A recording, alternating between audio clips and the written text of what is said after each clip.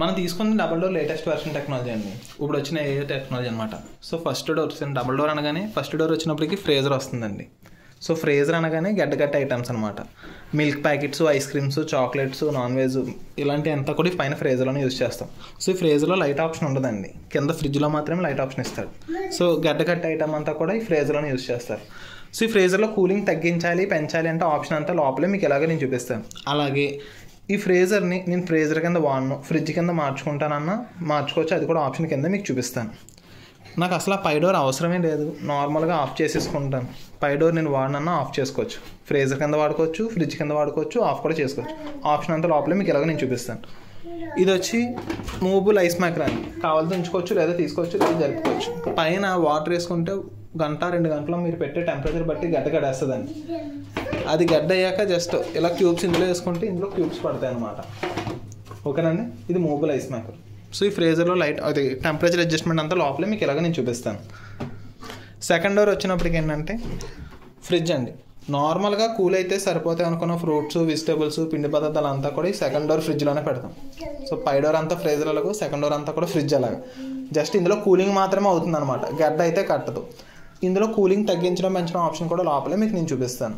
అలాగే ఫ్రిడ్జ్ అవసరం లేదనుకుంటే ఆఫ్ చేసుకోవచ్చు, ఫ్రీజర్ కింద మాత్రం మార్చలేము, అది ఎలాగో మీకు చూపిస్తానండి.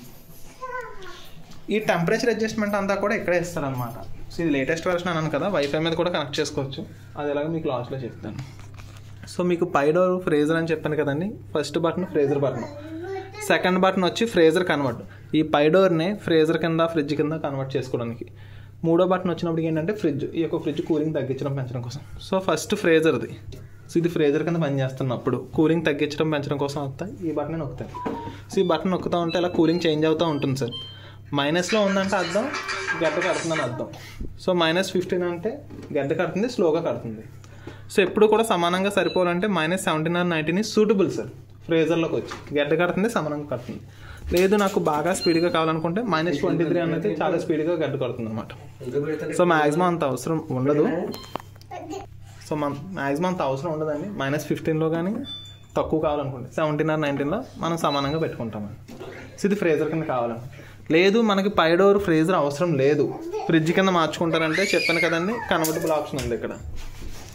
ఈ ఫ్రీజర్ కన్వర్టర్ బటన్ ఆప్షన్ని నార్మల్గా నొక్కితే మారుతుంది అనమాట. 3 seconds హోల్డ్ చేసి పట్టుకుంటే చూసారు కదా, మైనస్లో ఉండాల్సిన వాల్యూకి వస్తే ఇక్కడ వాటర్ డ్రాప్ సింబల్లోకి వెళ్ళిపోయింది. అలా వస్తుందంటే అర్థం ఫ్రీజర్ నుంచి ఫ్రిడ్జ్ అయిపోయిందని అర్థం అండి. సో ఇప్పుడు పై డోర్లో గడ్డ కట్టదనమాట, కూలింగ్ మాత్రమే అవుతుంది. సో కింద డోర్ ఎలా కూలింగ్ అవుతుందో పై డోర్ కూడా అలాగే కూలింగ్ అవుతుంది. ఎక్కువసేపు డోర్ తీసి ఉంచితే బజర్ మోగుతూ ఉంటుంది అనమాట. సో డోర్ సరిగ్గా వేయకపోయినా గట్ట ఇలాంటి వాటికి మనకి ఇండికేషన్ అనమాట సార్. అగైన్ మళ్ళీ బటన్ని 3 seconds హోల్డ్ చేసి పట్టుకున్నారనుకోండి, 1 2 3 ఆఫ్ వస్తుంది చూసారండి. సో పై డోర్ టోటల్గా ఆఫ్ అయిపోయింది, కూలింగ్ అవ్వదు. అంటే ఏదైనా ఐటెం పెడితే పాడైపోతుందండి, లైట్గా కూలింగ్ ఉంటుంది, బ్యాక్టీరియా ఫంగస్ ఫామ్ అవ్వకుండా అనమాట. అగైన్ మళ్ళీ 3 seconds హోల్డ్ చేసి పట్టుకుంటే ఫ్రీజర్కి వచ్చేస్తుంది. సో ఈ ఫ్రీజర్లో ఉన్నప్పుడు కూలింగ్ తగ్గించడం పెంచడం కోసం freezer button, freezer convert button 3 seconds నొక్కి పట్టుకుంటే మైనస్లో ఉంటే ఫ్రీజరు, డ్రాప్ సింబల్లో ఉంటే ఫ్రిడ్జ్, ఆఫ్లో ఉంటే ఆఫ్ అయినట్టు. సో ఏ ఆప్షన్లో కావాలో ఆప్షన్లోకి మార్చుకోవడానికి ఈ ఫ్రీజర్ కన్వర్ట్ 3 seconds నొక్కి పట్టుకుంటే మారుతూ ఉంటుంది.